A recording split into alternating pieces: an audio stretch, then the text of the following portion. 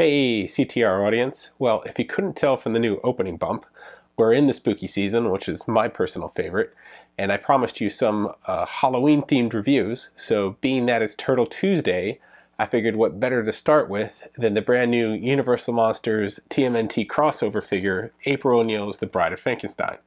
So why don't we check out this figure and look at its cool likeness of Judith Hoag, and then talk about what might be next in the line, including what was just revealed at NYCC.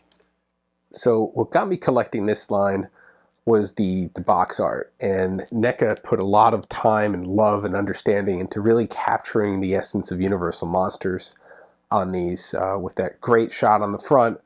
On the back, those old style Hollywood movie posters from the 30s, 40s, and 50s, where they're capturing some more of the sensational aspects of the film, really amplifying up the action or the fantastical nature of the movie, which by today's standards it isn't as exciting, but pretty exhilarating back then, and pretty old and campy style look to it, which has been consistent throughout all their box art and has been quite amazing. So you notice on this channel, I don't do a lot of traditional unboxings, just because I don't want to struggle with it. It's a little awkward. It makes a lot of noise in the microphone, hearing all those rustling noises, and it just takes up time, and I just think they're boring. So I always just have it open and ready to go, saving time that way.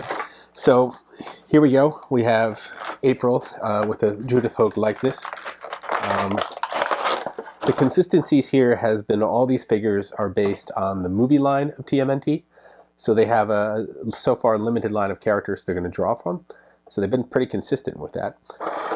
So she comes with her standard head and a slightly different smirk on the head. Not a lot of facial range on these. It's been the same with the standard release of the April O'Neil figure too. I pretty much couldn't tell the difference in the farmhouse release between the standard face and the alt head. But you have an alt head there. Pretty clever accessory they gave her here.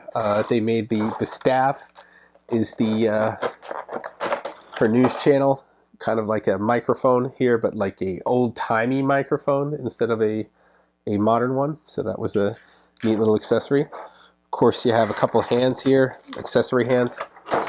We'll do Nick's hand test in a second. And then we have a bunch of other accessories on the side here. So this is kind of cool. They gave her a sigh, which makes a lot of sense because she's the Bride of Frankenstein, and Frankenstein's monster was Raphael. Now, in the first movie, she ends up with Raphael's sigh after he saves her at the beginning of the film, and she carries through it for most of the first act. So this is kind of cool that they paired her with this accessory. It's keeping true to the film, and it's a nice touch. You got some weird experiment rats. This one's got an ear sewn on it. This one has an eyeball coming out of the back. You have a little spider here, I guess just for some color. I don't think it really does anything. And then, of course, you have her handbag, which was her only other accessory in the movie. This one has a chain as the strap, which is pretty cool. So she could wear that as well. So we'll just do a quick hand test because I just like always seeing how difficult these are to do, and I've had a lot of problems with NECA in the past with these, and I find the trick is to kind of turn it instead of pull it, so that way you don't snap that little ball joint in there, which could be kind of a problem to get that back in. So this one hasn't been too difficult, as long as I did that twist trick, and then the staff here just slide in. That's kind of a nice fit. Yeah. That is a nice fit for her. So she's wearing nice flats here instead of a high heel, which is appreciated because it's difficult to stand that figure. This one doesn't look like it's too difficult to balance. Nope, there we go.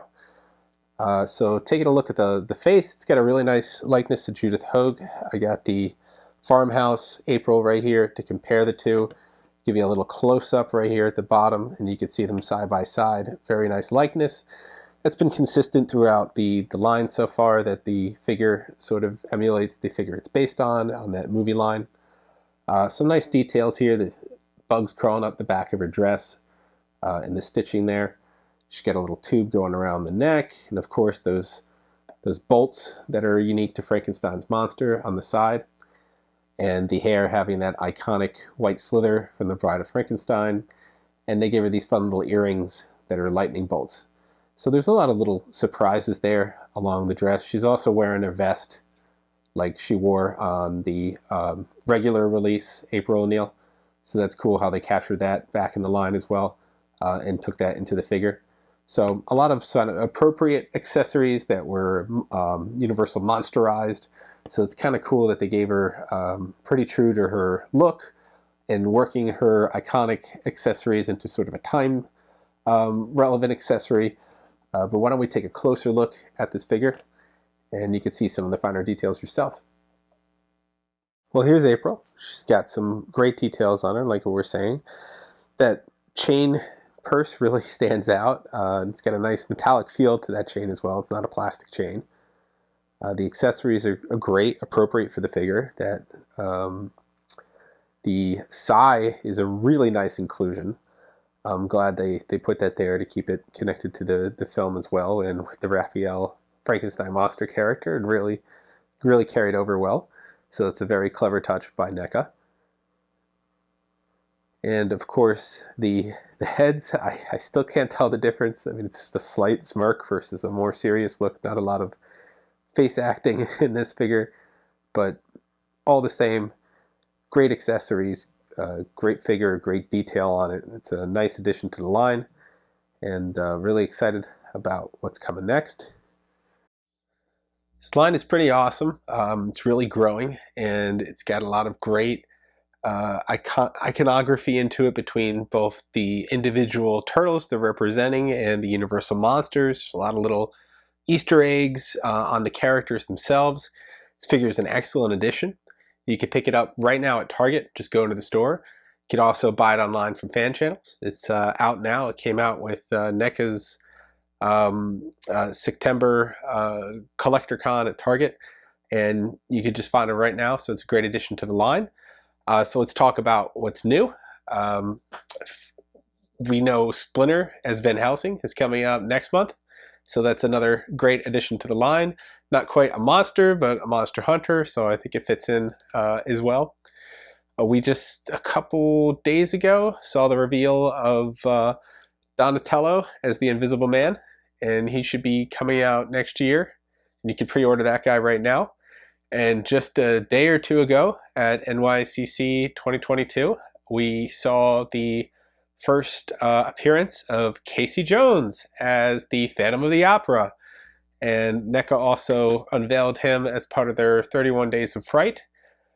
So makes a lot of sense. He's wearing that mask all the time, and so is the Phantom of the Opera. So it's an excellent choice. It just makes sense. So where do they go from there is the next question. Well, there's kind of an iconic Universal monster that we have not seen yet, and that would be Dracula.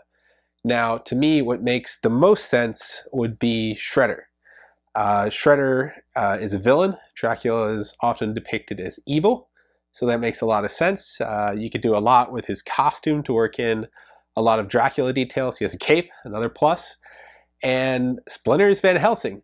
So if you have the vampire hunter, you need his counterpart, the vampire, Splinter, Shredder. It makes a lot of sense. So that would be smart for them to go with Shredder as the Dracula. Like I said at the beginning, all these characters are chosen from the movie line, and that seems to be the theme. So they'd have to go with Shredder from the movie line because they're kind of out of characters at this point. So after that, we're also missing the Wolfman. If no one noticed, I'm sure you did. Razar would make a great Wolfman. I mean, he is a wolf, so there's not a lot of tooling needed on that figure. But I'm sure you can make it look more like the classic Universal monster. So you got Razar as the Wolfman, Shredder as Dracula, and then we'd also need a creature from the Black Lagoon. And I think Toka would make a great creature from the Black Lagoon. The creature from the Black Lagoon kind of has that little beak mouth thing, which goes great with Toka, who also has a beak mouth. So those are from the Secret of the Ooze line. They came out already, and they're being re-released next year. So that would pair well if they announced those two monsters to match up with those two monsters. And I think that would cover the basic line of Universal monsters you can see behind me. beyond that, I know we have the foot soldiers from the movie line, and if we wanted to work those in, maybe you could make them the Metaluna mutant. I don't know if I'm saying that right, but he's another Universal classic monster. Of course, Krang would be better for that because they kind of got a brain head, but Krang was not in either Turtles 1, 2, or 3, and they've only done figures from Turtles 1 and 2 so far. So this would kind of be your limitations in terms of figures. So I guess we'll see. Maybe we'll see another reveal from NECA this month in the Universal Monster line. But if not, it only makes sense to go Shredder, Toko, and Razar as the other three classic Universal Monsters. So we'll just keep looking for those announcements. But yeah, enjoy your Halloween. We're going to have more announcements or more, Halloween themed reviews this month. We'll try to do one a week. They're not always going to be on Tuesday, but we will have Turtle Tuesday for the rest of the month, so we get some more Turtles products to show off. So until then, like, subscribe, and follow, and we'll see you soon.